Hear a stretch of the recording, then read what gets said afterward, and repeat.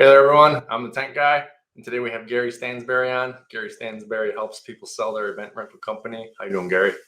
Good. How are you, sir? I am great. Let's first start. What's the name of your company so that everyone can go to it? The name of my company is the Stansberry Firm, LLC. My website is thestansberryfirm.com. Great. All right. So I was referred to you by a big guy in the industry who sold his company. So you sell companies, but you sell a lot of event rental companies, right? Well, I got to qualify that a little bit with pre-COVID versus post-COVID. Over the years, I would say that it's been about 50% of my business. Since COVID hit in 2020, I had a couple of clients that I was ready to take to market in March of 20. Really, the only activity within the industry has been some kind of distress situations, some smaller deals, maybe one competitor in the town with another guy. So theoretically, yes, I sell a lot of event rental companies, but I have to qualify that in saying it's been since 2019 since I've really had any activity. Okay. Well, hopefully things get back to normal and maybe some people want to sell. So the common thing I see is people don't know how to value their company, and we have no idea. These are our babies. Like, we want to get the most money. So how does one go about valuing a rental company? Well, again, there's kind of a pre-COVID valuation and there's kind of a post-COVID valuation. Okay. Everything in this industry is done in what I would call stratas. Okay. So maybe the first strata is $1 million, and I'm talking revenue company. The second strata would be maybe 2 million to 5 million.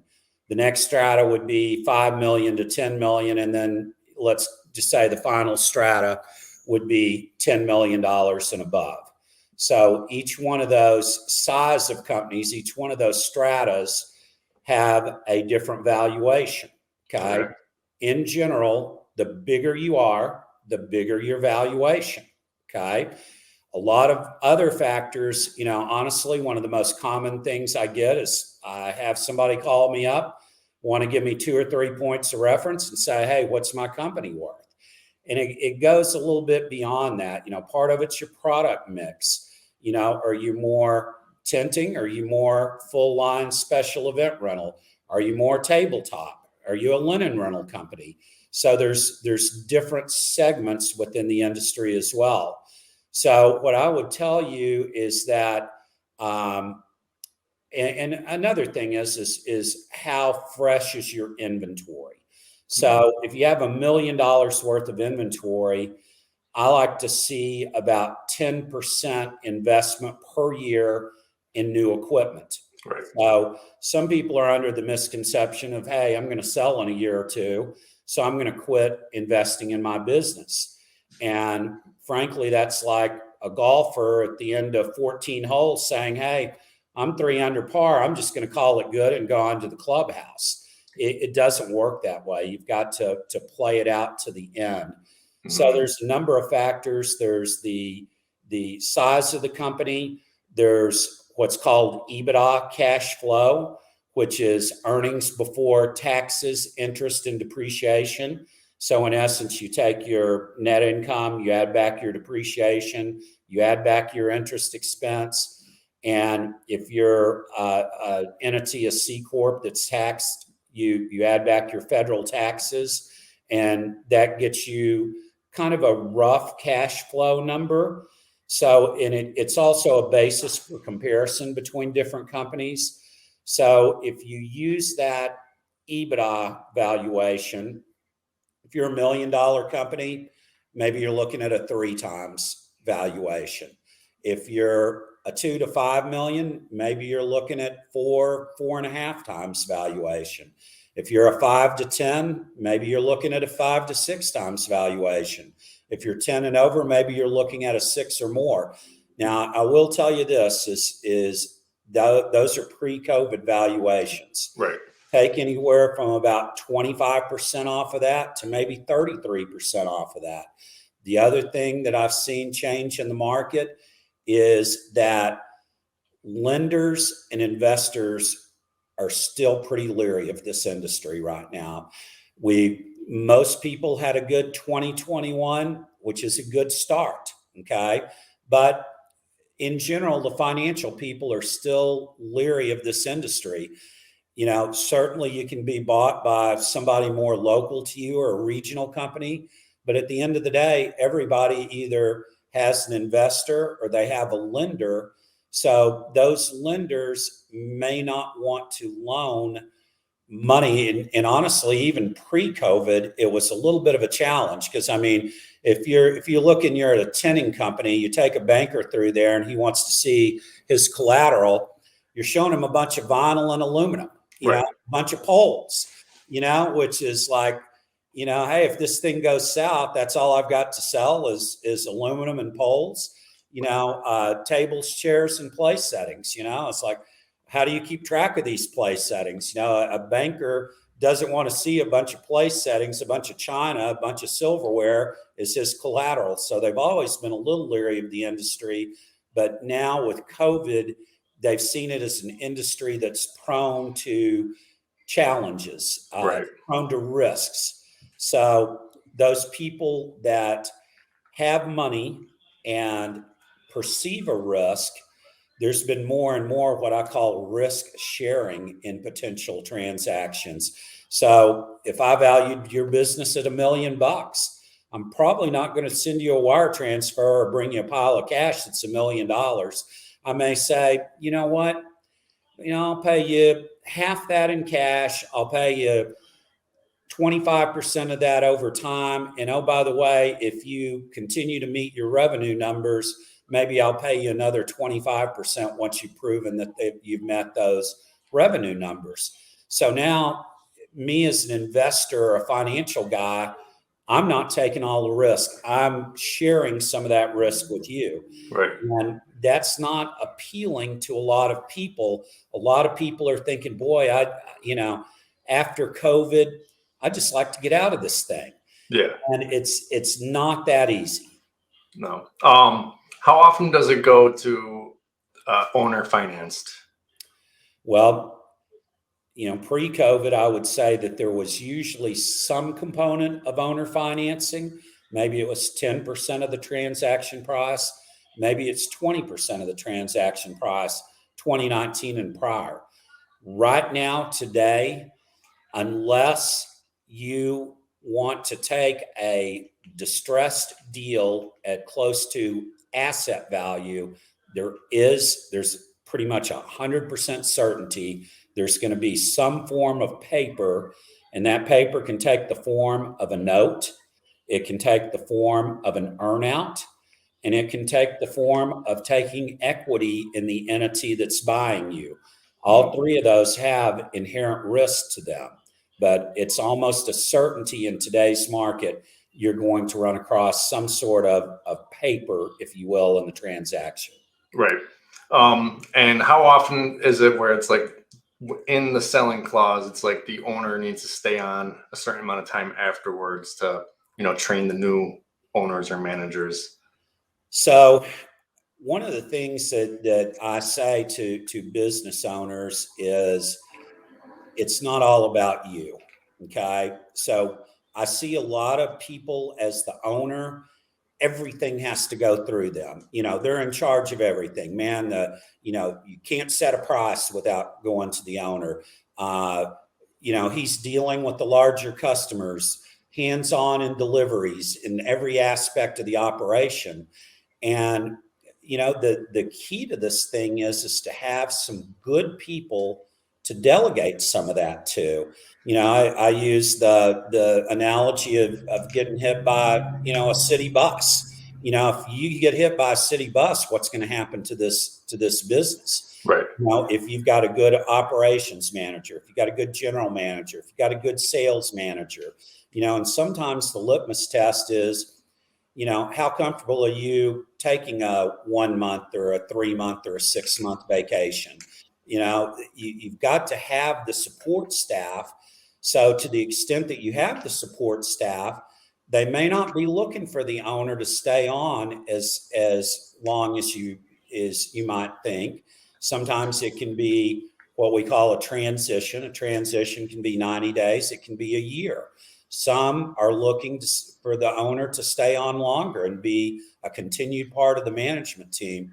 But to a large extent, it depends on that support staff. And I think maybe you talked to Scott Woodruff, is one of the people that recommended me to come on this. So Scott did an excellent job of bringing in a guy that was his general manager. And sometimes I get in and, one of the initial interviews with an owner, and he says, "Oh yeah, here's my guy, Joe," or here's Mary, she's in charge. And then when you start talking, the owner doesn't let Mary say a word without interrupting him. And, that tells me that Mary is not truly in charge, that the owner is still in charge. Scott Woodruff did a good job of putting somebody in charge and actually making that person be in charge. And, he had weekly meetings where he was still involved. He's still involved with overseeing the financials and some of the big decisions. But the reality in his situation is the day-to-day was run by a general manager. So a lot of it depends on that scenario. But a lot of times I'll tell an owner, if you're looking to pitch the buyer the keys and say, "Good luck, see you later," a lot of times it makes that entity unsaleable. Right. I'm glad you brought that up, because I didn't know how I was going to segue into that particular topic, because I was talking to another broker and he was saying, not a broker of event companies, he's never sold an event company, but just general businesses. He said that he can get more value for the seller if they can step away, if they're not integral. Someone new wants to come in and not necessarily have every decision. They want to work, on the business, maybe getting new customers, things like that. They don't want to work in every aspect of the business. They don't want to put in 80 hours a week. They want to come in. Sure, maybe they got to work 40. Maybe they can only get by with 8, but they don't want to have to run this business hands-on. Why not just start one of your own then? So if it can run without you, you can get a little bit more money.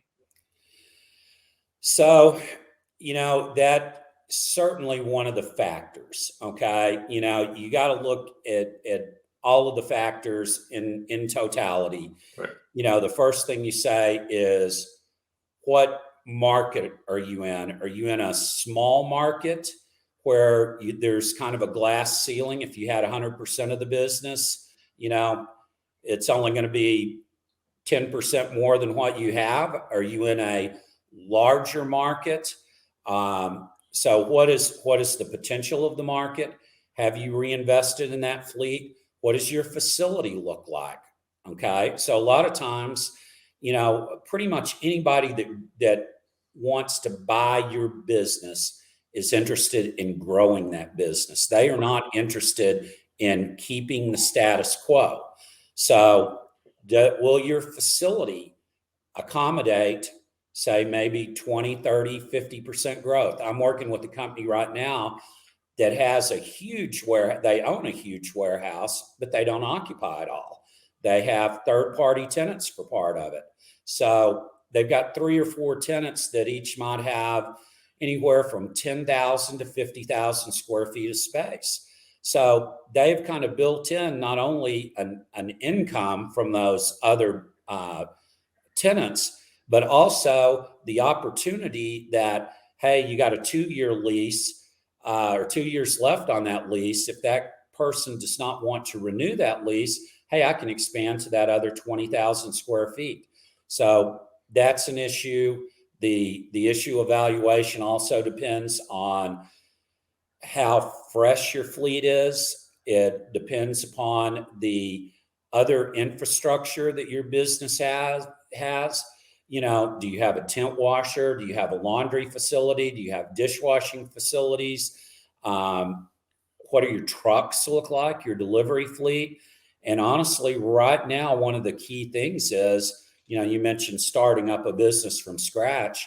That sounds good right now, but where are you going to get the people? So, all of these things go into it. There's not a one size fits all. You really, I got my training. I'm from the construction equipment side. I got into the party rental side just because we had acquired some party rental businesses that came as part of a construction equipment rental business. So I was taught in the construction equipment rental business is to go in and evaluate that business in its totality. What are they doing right? What are they doing wrong? Is there some low-hanging fruit there for potential for growth? Will a facility accommodate the growth? Does he have the people, or does business have the people in place that can accommodate that growth? Am I going to have to go in and buy 5, 7, 10 new trucks, or are they all late model ready to go? Am I going to have to make up the deferred investment for where the business owner hasn't been reinvested in the business? So, all of that it goes into the purchase price and the calculation thereof. So, I don't want anybody to hang, their hat on any one factor. You really got to look at the totality of those factors. Right. I want to mention one, but put it in more layman's terms. Someone wants to come in and grow. So based on the totality of everything, they need to see I'm guessing they need to see a certain percentage so that they can have enough revenue to reinvest, but still be making enough money to pay for all their obligations, right? That is correct. And, one thing that can also affect the valuation, a lot of people want to say, all right, well, my revenue is X, so what's my business worth? Well, if you think about it, I mentioned that EBITDA computation. So kind of my over and under, if you will, if a business is performing well, a special event rental business, is that EBITDA should be about 20% of total revenue. So if you're doing under 20%, you're underperforming. And if you're doing over 20%, you're doing pretty good. So when somebody wants to say to me, hey, I'm doing 5 million, what's my business worth? Well, if you're a $5 million business and you're doing 30% EBITDA, it's going to be worth a heck of a lot more than a $5 million business doing 10% EBITDA. And I've seen both sides of the coin. So, that's also a factor, is sometimes, what I call even the culture. Another thing I look at is payroll as a percent of total revenue. I like to see the payroll and add everything into payroll. I don't care if it's contract labor, temporary labor, the base salaries, the overtime, the commissions, the taxes, the health insurance, all of that should be in the range of 40 to 45% of revenue. Now, if you've got a company with 60% of their revenue as payroll, sometimes it's hard to change that culture. They're used to sending 5 guys out on a particular job instead of maybe 3 or 4. And they're used to having 5 people in the dish room when maybe they should only have 2. So sometimes it's hard to change that. You tell somebody, hey, we're going to send you out with a 3-man crew. Oh, we can't do that. That's not how we do things. Sometimes it's hard to change that. So sometimes, that can make a business less desirable if they sense that the culture is so ingrained that it's going to be hard to change it. Gotcha. So what is like a timeline on this? Does someone just all of a sudden decide they want to sell and then just come to you? Or it's suggested that maybe 3 years before they want to sell, they should be thinking about it so they can start getting their business to the point where it runs itself, reinvesting things? Like, is there a typical timeline you suggest? So one of the things that I look at is what I call the macro and the micro. Okay. The macro is, hey, is there buyers out there? Is the market active? If we decide to sell this thing, can we bring 2, 3, 5 people to the table? Okay. I can tell you in all honesty, right now, the waters are still pretty choppy. Okay. Right. So then there's the micro. That is, how is your business performing? Are you on an upward trend? Is your payroll in check? Does your facility look good? Will it accommodate that growth? Those types of things. So sometimes somebody will call me. A few years ago at the rental show, I had a guy come over to me at the rental show, and he basically says, I want to sell my business. I can't tell you how many times have I heard that. And he says, I want to sell it now. Well, Right. the market was really good at that time. And I looked at his financial results, and they were really good at the time. Okay. So those two things happen to come together. And that's the perfect time to sell, is if those two things come together. Now, sometimes somebody will call me up. Maybe their payroll doesn't look so good. Maybe they, had a big job one year and it didn't come back this year. And maybe their revenues are slightly down. Maybe they've lost that key individual that they could have relied on. So sometimes, at the very least, it's probably good to touch base with somebody like me. And, you can say, you can get that feel. And I say that I take a snapshot at a point in time. I can take a snapshot and tell you, hey, this is what your business is worth. This is how I see it as performing, and this is how I see the market. So sometimes that snapshot, the micro side of things, doesn't look so hot. So maybe here's some things to work on over the next 2 to 3 years. And sometimes it's the owner says, I can still do this for another 2 or 3 years. I feel pretty confident about things. So I'm just going to keep doing what I'm doing. And if it's worth $5 million today, maybe it'll be worth $8 million 3 years from now.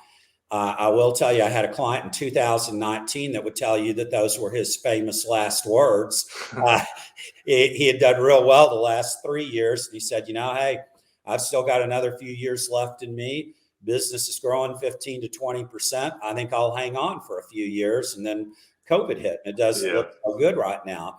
But, at any point in time, I can give you a snapshot. What I can't answer for you is if I take that snapshot and say, yes, I think we can sell this business. Yes, I think that this is the value of the business. What I can answer is that enough for you? Is that, if we got $5 million for your business, would that be an amount that you're comfortable with to walk away from this thing?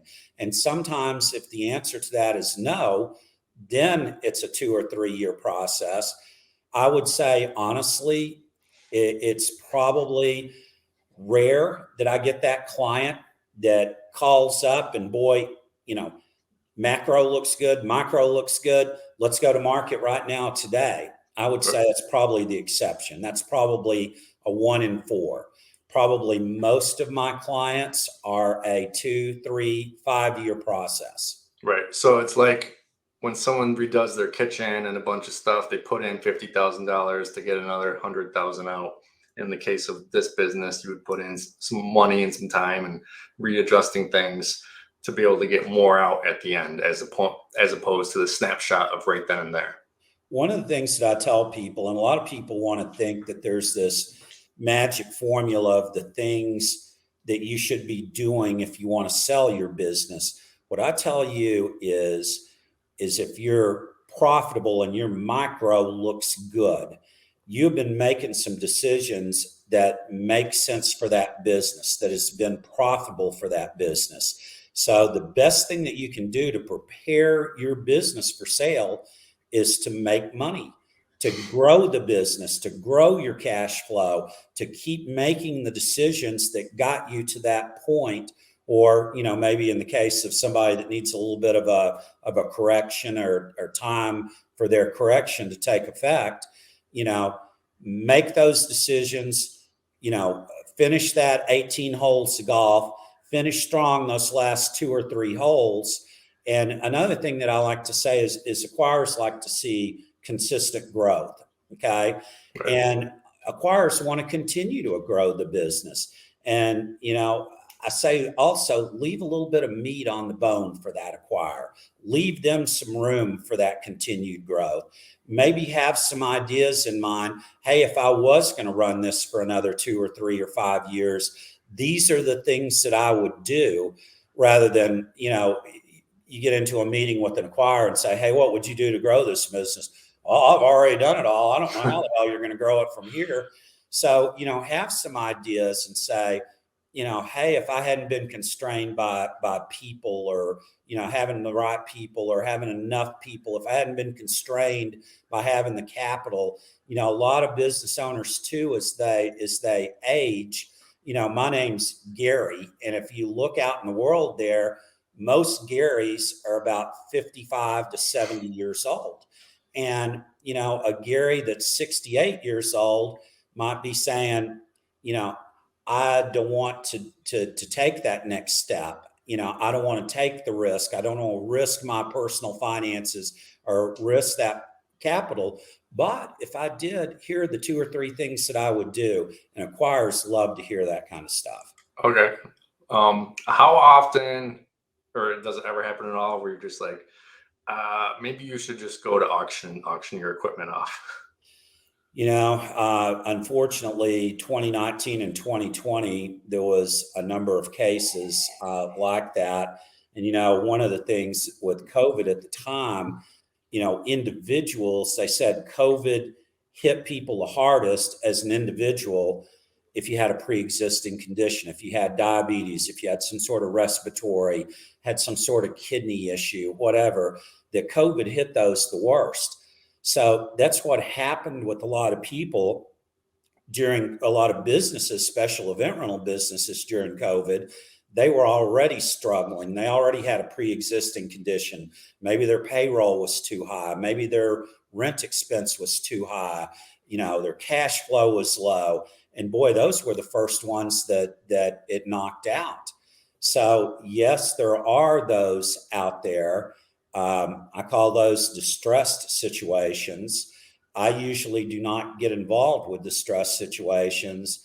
But over the years, my dad used to say it's hard to screw up a bowling ball. It's a piece of rubber or hard plastic that big. It's hard to mess it up. And honestly, the rental business for so many years was such a good business. It was hard to screw it up. Right. It was hard not to have good cash flow and good revenue growth. But it's gotten tougher over the years. And, there are some businesses out there. Maybe if your EBITDA is 10% or less, maybe you haven't invested in the rental fleet like you should. Maybe your facility is maxed out and there's not a good place for you to move to. There are situations where an auction could be the best course. I would say in general, that's probably less than 20% of the time. Okay. I want to touch on smaller companies because you mentioned your first tier, I believe, as $1 million and up. What about the company who's bringing in 250,000? The company that's bringing in 500,000. What's their outlook? So there's something in the rental industry called critical mass. Okay. Yeah. And critical mass is probably about $1 million. You've got to hit about $1 million in revenue to really generate any type of returns. Okay. So that makes those smaller 250, 500,000. Somebody calls me, says, hey, I'm doing $30,000 a month. Honestly, I can't do anything for you. That is not yet, from a sales standpoint, a viable business. And honestly, you probably need to get knocking on the door anyway of $1 million, or you're probably looking at something around the value of your assets. Maybe you got a phone number that has some value, but in a business sale, there's the asset value, and then there's the goodwill or the blue sky. Okay. I usually only get involved in situations where there is some value above and beyond just that asset value. And honestly, those smaller businesses, 250, 500,000, they're probably looking at very close to just their asset value. Okay. And could that be partly explained, like someone's risking a lot of money to have a pretty good revenue. And if they were just looking at the smaller company, it's like there's not much growth there, maybe, or maybe, what's to prevent other people from entering this space, or even myself from entering this space, instead of buying a company? Is that like part of it? It's, I used to hear, if you buy a Subway sandwich franchise, you bought yourself a job. Okay. Yeah. Okay. If you got a $250,000, $500,000 revenue company, most likely you just bought yourself a job, and it doesn't really have value above and beyond that. Okay, that makes sense. So they're going to auction or passing it down to their kid. Yeah, or occasionally, if there is somebody else in the market, maybe they would. Yeah, sell it to the competitor so that. Right. Yeah, I've seen that happen quite a bit. And Smaller companies. I've seen happen too, where they sell to the competitor and they go to work for the competitor. So in essence, they've bought themselves a job. They no longer have their personal assets at risk. They sell their personal assets to the competitor, and now he's the new tent crew supervisor or warehouse manager, whatever it may be. So what I would tell you is there's what I call, there's the 4Ds that drive my business and drive business sales, regardless of what that macro looks like. And that's death, dispute, disability, and divorce. That causes business sales, and disability may just be, hey, you're nearing retirement age. So during this COVID situation, there hadn't been very many business sales. Okay. But the 4Ds, they march on. Okay. They continue. So there are a lot of sellers out there in the market right now. And honestly, there's not a lot of buyers. Okay. So there's what I call the have to sells, which may be that 4Ds. And there's the want to sells. There's the Garys that are 68 years old and say, I don't want to do this anymore. I don't want to risk going through another COVID. So they're more in a want to sell, whereas somebody that's in a have to sell. And honestly, for most people right now today, the market is not good. Right. And you're going to take a lot of paper in the sale. So one of the things I'm telling my potential clients is, unless you're in that have to sell category, you're probably best to wait this out a little bit.